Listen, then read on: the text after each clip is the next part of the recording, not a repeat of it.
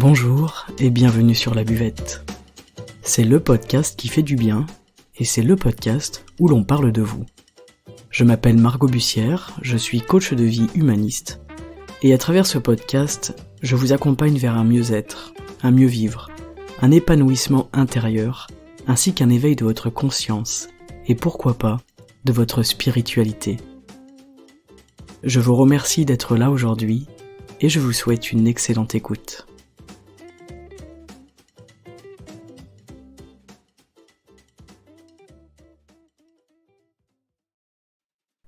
Cette année, je voulais annoncer, je vous accompagne dans la connaissance de vous-même, vous dans votre être profond, vous dans votre entièreté, mais surtout je vous accompagne et je vous invite à vous accepter, à accepter absolument tout ce qui est à l'intérieur de vous, à accepter vos parts de lumière, mais également vos parts d'ombre. Pour ça, aujourd'hui, j'ai décidé de vous parler d'un outil fabuleux, un outil gratuit, à la portée de tous, au quotidien. Cet outil, il s'agit de l'effet miroir. Alors l'effet miroir, on en parle beaucoup, on en entend parler, mais on a parfois du mal à comprendre exactement de quoi il s'agit. Alors ici, je vais vous aider à y voir plus clair, je vais vous expliquer un petit peu ce que c'est en vous donnant un exemple concret, je vais essayer qu'il soit concret, et surtout comment s'en servir en conscience. On se trompe souvent sur la définition de l'effet miroir. Ce que je peux vous dire dans un premier temps, c'est que c'est un outil qui nous permet nous-mêmes, en fait, de nous servir d'une situation qui nous dérange, qui nous déplaît, pour voir exactement où est-ce que ça résonne en nous, et pour voir où est-ce que l'on peut aller travailler à l'intérieur de nous. L'effet miroir, c'est quand les choses, elles viennent nous piquer exactement là où on va réagir. Exactement là où il y a une réaction de notre part, donc une réaction émotionnelle, comme de la colère, du dégoût, de l'énervement. L'effet miroir, c'est à la fois un enseignement, et c'est un véritable outil qui est au service de notre introspection.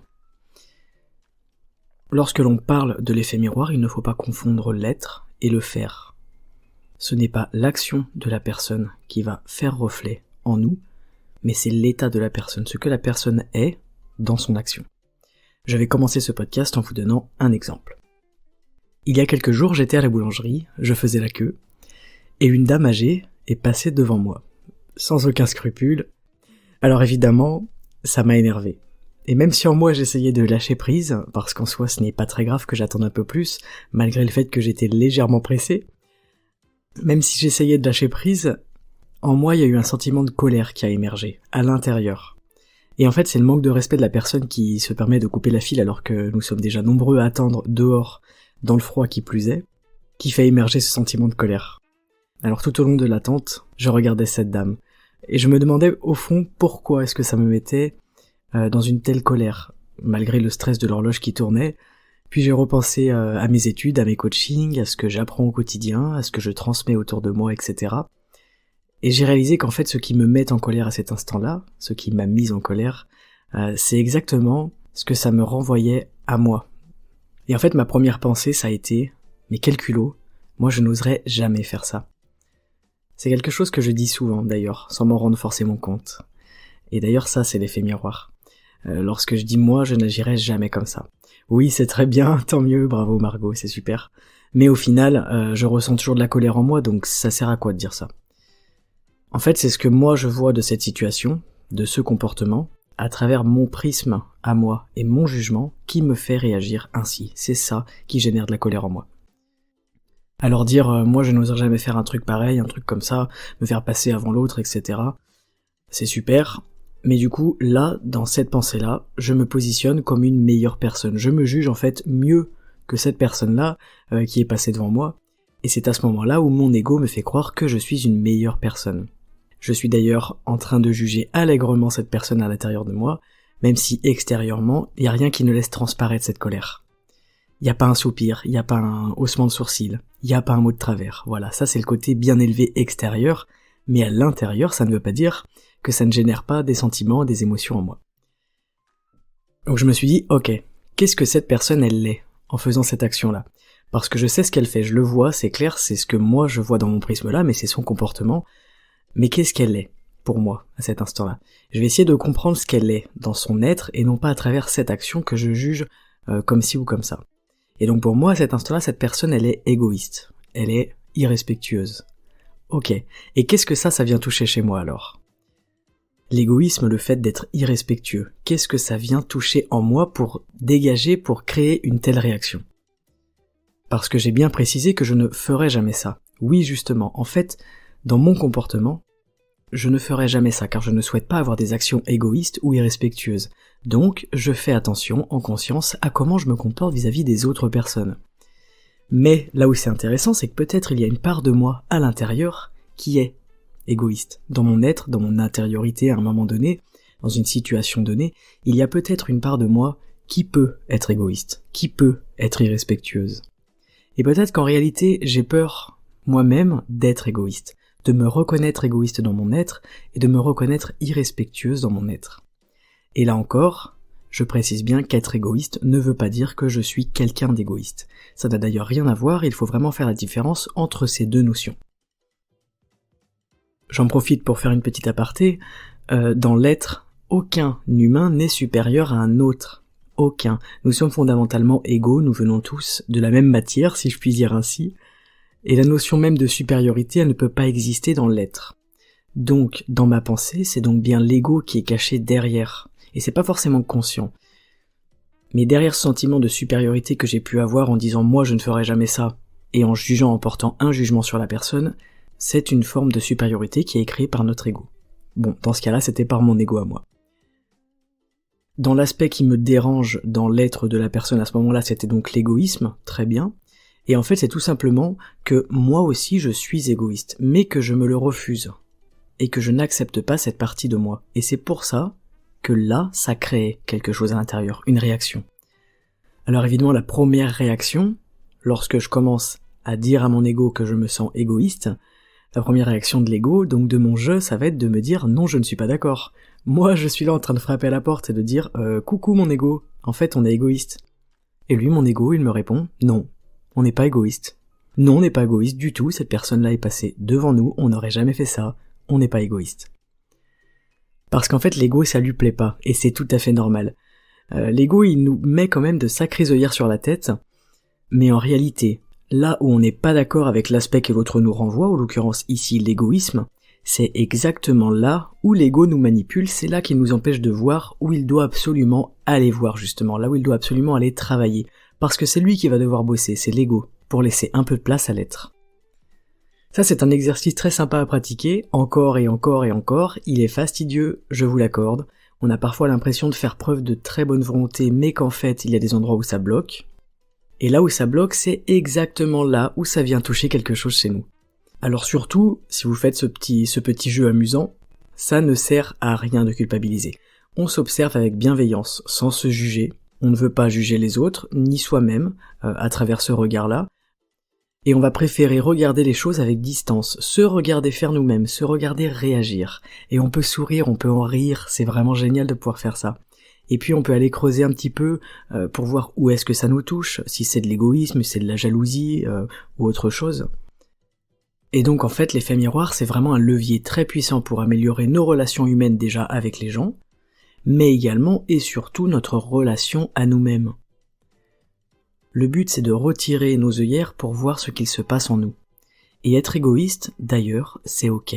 Reconnaître qu'on a notre part d'égoïsme, c'est tout à fait ok et c'est normal. Je vous l'ai déjà dit et je vous le dis souvent, l'ego il est au service de notre survie, il est moteur en nous, il est utile, il est nécessaire. Faire comme s'il n'existait pas, faire comme si on n'avait pas d'ego, c'est se mentir à nous-mêmes, et du coup, c'est réagir avec excès face à quelqu'un qui adoptera un comportement que l'on va juger être égoïste. L'effet miroir, c'est vraiment l'aspect que l'autre nous reflète de nous-mêmes. Et ça, on peut le retrouver dans des multitudes de contextes, dans des multitudes de relations et d'interactions sociales, on peut le retrouver absolument partout.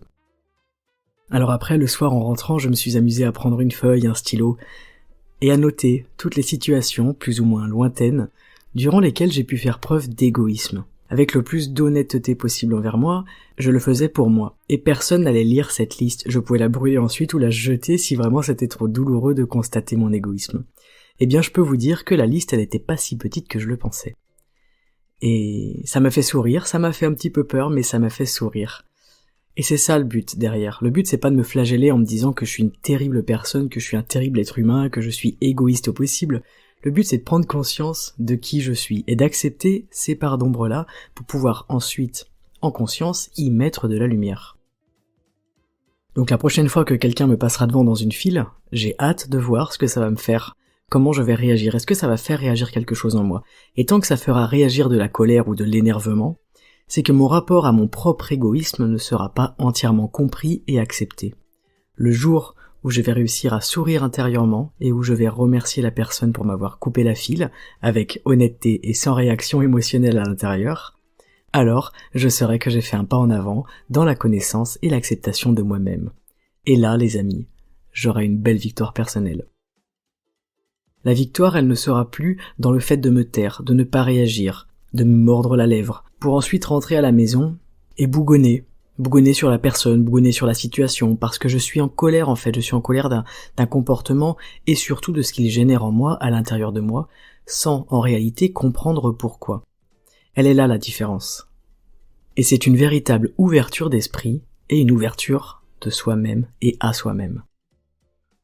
N'oublions pas que ce que l'on voit de l'autre n'est jamais réellement l'autre dans ce qu'il est. Mais c'est ce que nous-mêmes nous projetons. On est vraiment les rois de la projection, on est les rois des films. Gandhi nous disait « Sois le changement que tu veux voir dans le monde ». Et c'est exactement ça dont il est question là. Tout part de notre intériorité à nous. Si je veux changer le monde, ce sera ma perception du monde que je vais devoir changer. Et ce sera donc ce qu'il se passe en moi qui va devoir changer. Il va falloir que je commence par changer mes représentations, mon interprétation du monde, mes projections personnelles, qui sont d'ailleurs nourries par ce qu'il y a à l'intérieur de moi. Voilà. Ça, c'est une notion très importante que je tenais à vous partager. Vous l'aurez compris, on dira beaucoup plus facilement que nous sommes des personnes humbles, sincères, honnêtes, bienveillantes, plutôt que des personnes égoïstes, pessimistes, lâches ou je ne sais quoi. Et ces facettes-là, qui sont en nous, ces parts d'ombre, on ne veut pas les assumer, parce que c'est notre ego qui nous en empêche, c'est une partie de nous que l'on ne veut pas voir. C'est une partie de nous qu'on n'affectionne pas particulièrement, qu'on n'aime pas, et en fait c'est exactement là où il y a quelque chose, c'est là où il n'y a pas d'amour. Alors vous allez me dire, oui mais Margot, moi j'ai pas envie de mettre de l'amour dans mon égoïsme. Et pourtant, toute part d'ombre a besoin de lumière. Et toute part de lumière, évidemment, a besoin d'ombre. Mais chacune de nos parts d'ombre, elle a besoin d'amour, elle a besoin vraiment de lumière, et elle a besoin qu'on les reconnaisse. Mais du coup, toutes ces choses-là qu'on n'aime pas en nous, et surtout que l'on n'accepte pas, c'est-à-dire que l'on terre et que l'on enterre, ces choses-là, on les projette sur les autres, et ensuite on leur reproche. Et en fait, quand on reproche à l'autre, en réalité, on parle avant tout de soi. Ces parts d'ombre qui manquent de lumière, si on ne les connaît pas, si on ne les accepte pas, on va les planquer, on va les enfouir bien en fond, bien profondément en nous, dans une vieille cave humide et sombre, si vous voyez l'image, dans l'inconscient, et quand on va les voir chez les autres, et en fait on ne va pas supporter ça, on ne va pas les supporter, et c'est normal, c'est quelque chose qu'on peine à cacher en nous, toute notre vie à l'intérieur, donc si on nous le fout sous le nez à un moment donné, on va pas supporter ça, et c'est normal. Et donc à ce moment-là, on va le reprocher à l'autre, on va lui reprocher d'être un manipulateur, un menteur, un égoïste, un je ne sais quoi. Mais en réalité, nous ne pouvons pas voir en l'autre ce qui n'existe pas en nous. Je vais vous répéter cette phrase parce que je la trouve vraiment intéressante. Nous ne pouvons pas voir en l'autre ce qui n'existe pas en nous.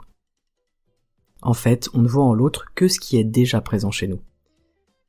Alors, en partant de ce postulat, si une personne est apaisée avec toutes les facettes d'elle-même, avec toutes ses parts d'ombre, elle ne pourra plus être gênée par l'autre. Et ça, les amis, ça renvoie à une notion de liberté fondamentale qui fait du bien au cœur. Donc c'est vraiment intéressant de se pencher là-dessus. Si vous êtes quelqu'un que beaucoup de comportements dérangent, vous insupportent, eh bien c'est sûrement que vous avez vous aussi des parts d'ombre à aller découvrir, à aller rencontrer.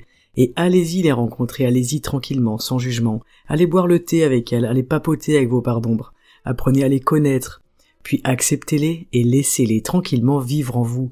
Autorisez-les à être là, tout simplement.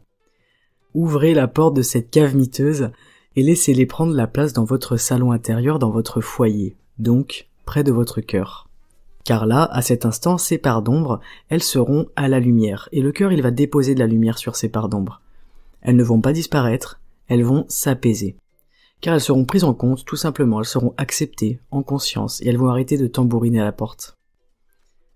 Il faut également intégrer le fait que nous sommes des êtres contradictoires et ça aussi c'est ok, c'est-à-dire que je peux tout à fait avoir un besoin, par exemple d'être au service de l'autre, d'être dans la bienveillance, ça peut être un besoin fondamental, un besoin vraiment humaniste, mais à côté de ça je vais avoir un besoin également fondamental qui va être un besoin d'égoïsme dans mes choix, dans ma solitude par exemple, dans plusieurs aspects de mon quotidien. Et en fait c'est ok, parce que j'ai aussi besoin d'être égoïste parfois. Et si je refoule cette partie de moi, si je ne l'accepte pas, si j'accepte pas le fait que parfois j'ai besoin d'être égoïste, eh bien en fait je vais constamment être désabusé, agacé, énervé et reprocher aux personnes qui adoptent ces comportements-là. Leur reprocher qu'ils sont égoïstes et je les jugerai en tant que tels. Alors que ces personnes-là, tout simplement, elles auront laissé cette part d'ombre exister en eux. Et comme de par hasard, elles viendront toucher exactement cette partie de là en moi. En fait, elles vont venir gratter à la porte de ma cave, et je n'ai pas envie que des gens viennent gratter à la porte de ma cave. C'est très important de comprendre cette histoire de cave. En tout cas, ça me mettra en colère, ça m'énervera. Sachez bien que ce que l'on ne supporte pas chez l'autre, c'est une partie de nous qui est refoulée, qui est planquée, et qui est reléguée à la cave. Du coup, si on part de ce principe-là, toutes les relations humaines, amicales, professionnelles, amoureuses particulièrement, sont des moyens hyper efficaces pour apprendre à se connaître soi-même. C'est même un des buts fondamentaux des relations humaines. Et c'est génial, il faut s'en servir de ça. On ne rencontre jamais des personnes par hasard, et toutes les personnes que l'on rencontre, elles sont sur notre chemin pour une excellente raison. Pour refléter ce qui en nous manque d'amour. Exactement ce qu'il faut qu'on aille mettre en lumière. Ce qui n'est pas encore mis à la lumière, ce que l'on a à reconnaître et à accepter à l'intérieur de nous. Alors je termine avec une citation qui me parle beaucoup et que je trouve très appropriée pour ce podcast. Quand je montre quelqu'un du doigt, il y a un doigt qui est pointé vers lui, mais 3 doigts qui sont pointés vers moi. Alors voilà, aujourd'hui, je vous propose un petit exercice qui est très simple et qui peut être très amusant. Je vous invite à regarder dans votre entourage. À regarder ceux qui vous agacent, à regarder ceux qui carrément vous énervent, voire vous insupportent. Et à regarder surtout ce que vous leur reprochez fondamentalement à ces personnes-là. Ensuite, regardez en vous, à quoi ça fait écho, dans votre propre existence, dans votre histoire, dans votre être profond. Je vous invite à le faire avec distance et bienveillance, évidemment avec gentillesse envers vous-même. Vous pouvez faire un système de liste, mettre ça par écrit, pour vous permettre d'en prendre pleinement conscience et d'utiliser cet outil au service de votre connaissance de vous-même. Selon ce qui ressort, par exemple pour moi, ça a été l'égoïsme. Ensuite, vous pouvez dresser une liste des moments où vous-même vous avez fait preuve, par exemple d'égoïsme ou de jalousie ou d'autres choses. Afin de vous en rendre compte, de donner une place en fait à cet aspect-là de vous et de l'accepter et d'en prendre pleinement conscience. Voilà pour cet outil merveilleux qu'est l'effet miroir. Alors l'effet miroir, c'est vraiment une façon d'apprendre à se regarder, à accepter de voir en nous ce que l'on y voit. Et les traits qu'on cache, généralement, ils sont très communs entre les êtres humains. C'est tout à fait normal. Ce que vous refoulez vous en vous, il est refoulé par nombreux de vos voisins. Puis une fois que vous avez regardé et accepté, je vous invite à trouver de la beauté dans ce que vous voyez, à trouver de la beauté dans ce qui est là et dans ce que vous êtes. Et ainsi, à découvrir et à voir de la beauté dans ce qui est autour de vous, dans le monde et dans tout ce qui est extérieur. Et c'est ça, toute la magie de l'effet miroir. Parce que si demain vous voyez de la beauté en vous, vous pouvez être sûr que vous verrez de la beauté partout autour de vous. J'espère que ce podcast vous a plu et qu'il vous servira dans vos relations aux autres et surtout dans votre relation avec vous-même. S'il vous parle et si vous souhaitez le partager à vos proches, je ne peux que vous y encourager et vous en remercier. Je vous remercie évidemment pour votre soutien, pour vos retours, pour vos écoutes. Je vous invite à me retrouver sur la toile sous le nom Margot Bussière, comme d'habitude, rien n'a changé. Cet épisode, comme le précédent, sera intégralement retranscrit sous forme d'article sur mon site margotbussière.fr. Je vous remercie également de la confiance que vous m'accordez et de la bienveillance dont vous faites preuve vis-à-vis de ce podcast et vis-à-vis de moi-même. J'espère que cet outil fabuleux qu'est l'effet miroir vous offrira des possibilités infinies afin de mieux vous connaître, de vous accepter dans votre entièreté et surtout, de vous aimer pour la personne merveilleuse que vous êtes. Je vous embrasse virtuellement, je vous souhaite une excellente journée et je vous donne rendez-vous samedi prochain pour un nouvel épisode.